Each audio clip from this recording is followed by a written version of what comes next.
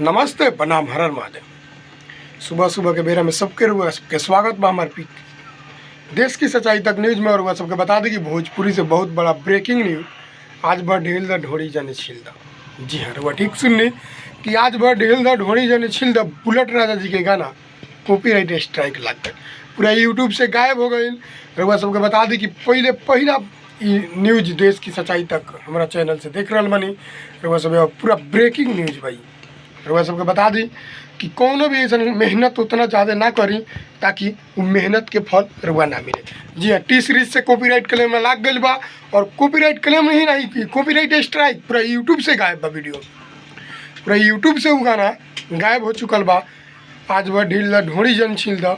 रुआ सबके बता दी, तमाम श्रोता के बता दी कि रुआ सब और जो भी यूट्यूबर बा, जो भी कंपनी वाला लोग भाई बा, सब लोग पूरा ध्यान दे के काम करो ताकि ऐसा कोनो काम ना करो ताकि स्ट्राइक लगे और यूट्यूब से गाना गायब हो जाए।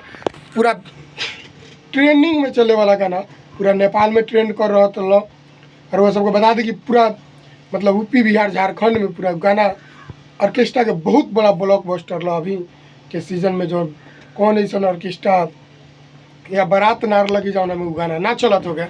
तो वह सबको बता दें कि बहुत भारी मुसीबत बुलेट राजा जी के ऊपर ढोड़ी जन छिल द गाना यूट्यूब से डिलीट हो गई। बहुत अफसोस के बात बा। तो वह सब से हम का बताएं कि हम ये बतावल चाहम कि कहीं ना कहीं वो गाना में मिक्सड रहा, यानी वो टी सीरीज के कुछ ना कुछ म्यूजिक यूज कर गए रहा, रिदम से लेके या कुछ भी। तो वह सब यही के चलते ही गाना के डिलीट कर गई बा।